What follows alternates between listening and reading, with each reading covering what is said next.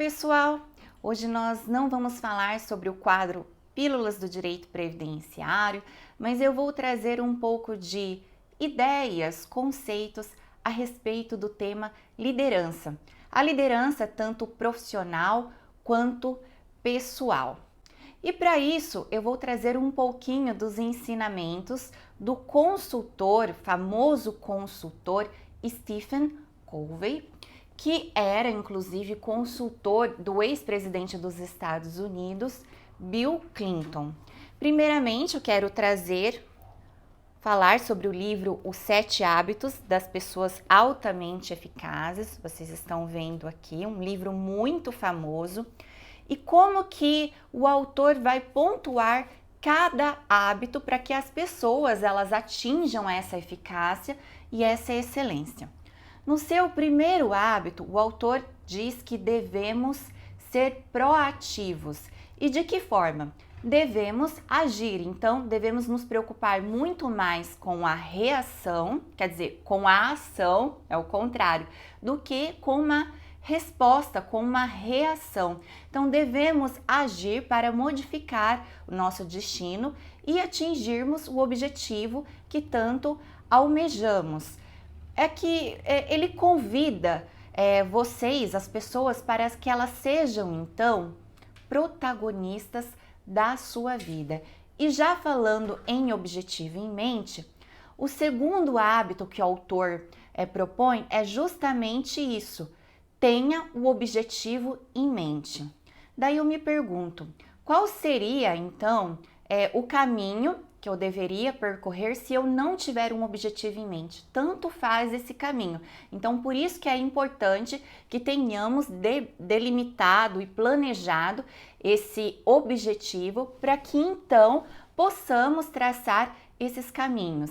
Inclusive, Stephen, ele vai comentar, ele vai trazer um relato de um funeral.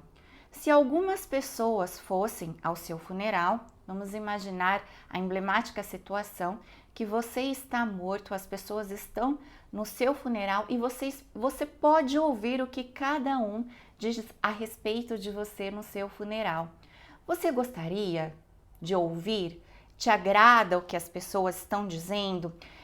Está em relação com aquilo que você sonhou para a sua vida, os caminhos que você deveria percorrer, os objetivos que você deveria atingir? Você atingiu os objetivos? Você atingiu esses sonhos?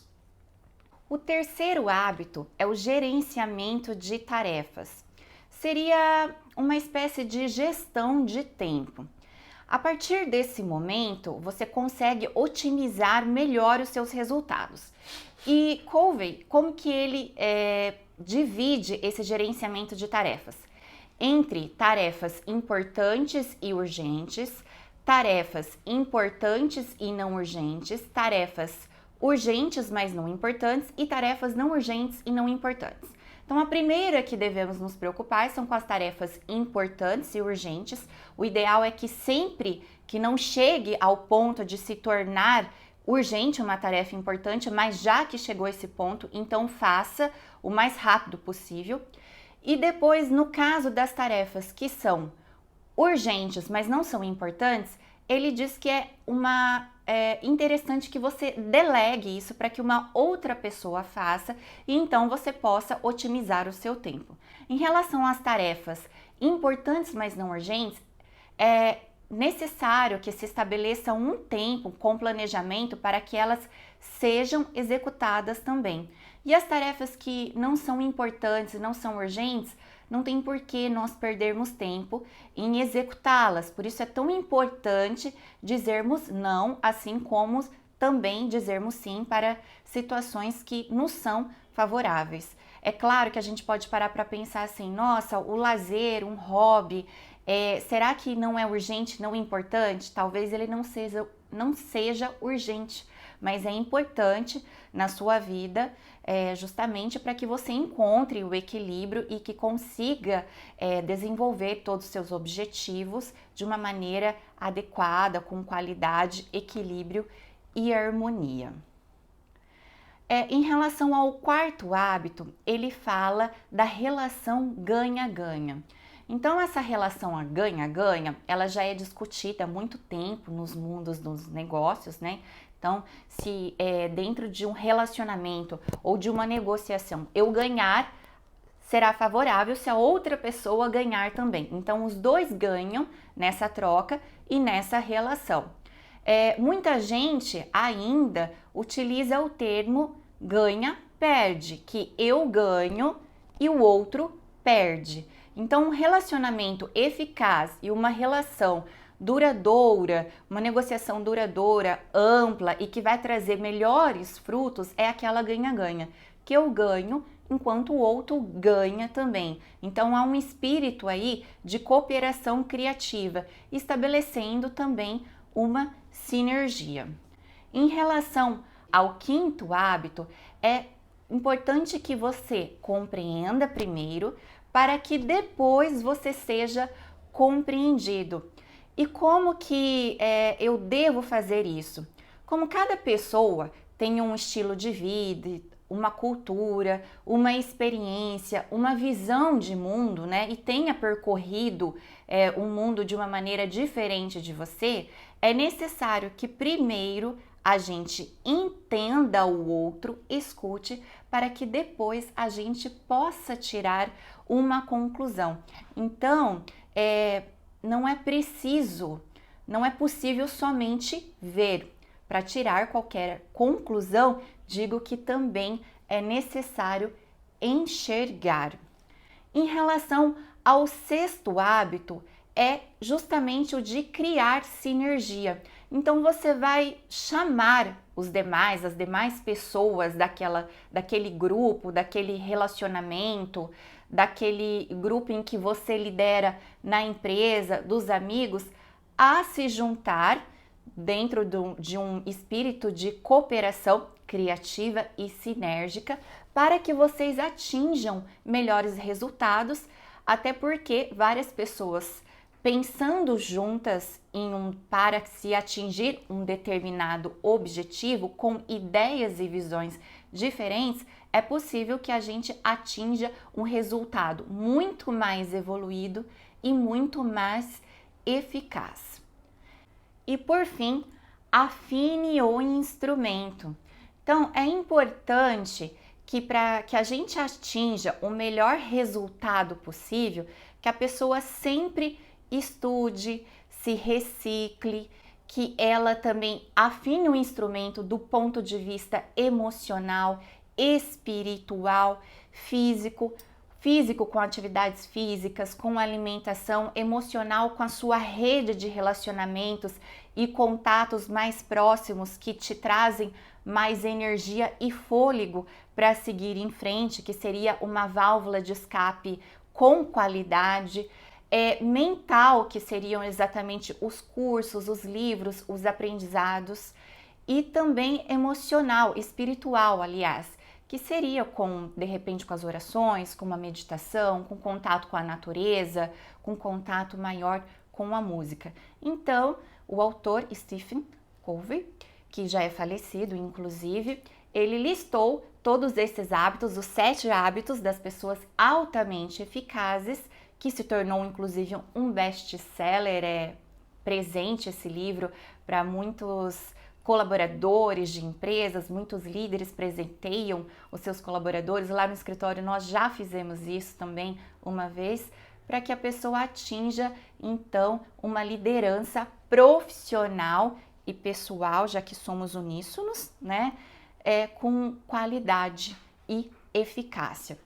E logo depois, um tempo depois, já entendendo a importância, vendo um sucesso desse livro, dos 7 hábitos, o autor também escreveu mais um livro, que é o 8º hábito da eficácia à grandeza.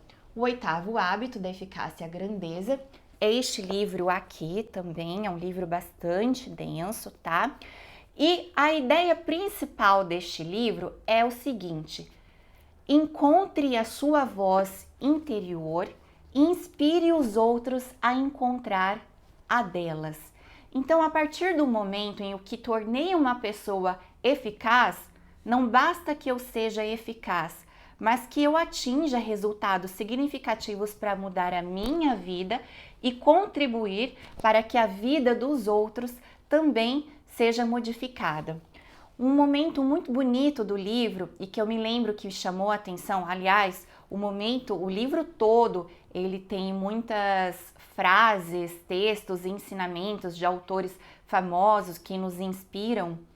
Ele fala o relato de um banqueiro que na África observou que algumas pessoas estavam, de certa forma, vivendo de forma escravizada, com muita miséria, fazendo seus artesanatos, e que eles ficavam dessa forma porque trabalhavam para outras pessoas, ganhando muito pouco na sua mão de obra e na sua produção. Então, esse banqueiro teve a ideia de fazer um empréstimo de um modo favorável a eles. Muitos pensaram na época que ele estava enlouquecendo, que essas pessoas jamais pagariam. Então, a partir do momento em que ele emprestava para que eles tivessem acesso à matéria-prima, então vendesse para as pessoas sem passar pela mão desse intermediador, eles começaram a mudar de vida fazendo esses empréstimos e o banco cresceu exponencialmente, e ao mesmo tempo em que esse banqueiro teve a ideia de auxiliar, ajudar a melhorar e a transformar a vida de inúmeras pessoas. Dentro dessa ideia de grandeza pessoal, o autor fala de 4 pilares. 4 pilares. Então ele vai falar sobre a paixão, a visão, a disciplina e a consciência. E a paixão seria o quê? Aquilo que nos move, que nos liberta, que nos impulsiona. Se a gente não tiver um objetivo em que a gente tenha afeição, vontade, empenho, né, paixão de mudar aquela realidade, é muito mais difícil a gente conquistar um objetivo e conquistar esse propósito e grandeza. É como se você estivesse trabalhando com um propósito. Na verdade, esse propósito, ele vai estar mais alinhado com o objetivo que é da visão, né? É uma forma de você visualizar o seu objetivo com mais clareza e propósito. E a disciplina é justamente que a disciplina é liberdade, né? É justamente a ideia de você se sacrificar, caso seja necessário. Nem a todo momento você vai fazer aquilo que gosta, ou aquilo, haverá momentos de cansaço em que você terá que se desafiar para atingir o seu objetivo e conquistar a liberdade por meio dessa disciplina. E a consciência seria um despertar do seu ser, né? Na verdade, assim, o ser sublime, assim, vamos dizer, é atingir mesmo a grandeza de uma maneira em que eu posso mudar a minha realidade e das demais pessoas, em que eu penso mais num contexto de altruísmo e coletividade em confronto com os egos individualistas. Bom, agora vocês acham que estão curtindo, inclusive aqui já está baixando o sol nesse momento do vídeo todo, ele estava dia, agora já está noite, e eu agradeço por conversar com vocês aí a respeito de outros temas também que estão relacionados no meu dia a dia, que não são só as questões referentes ao direito previdenciário.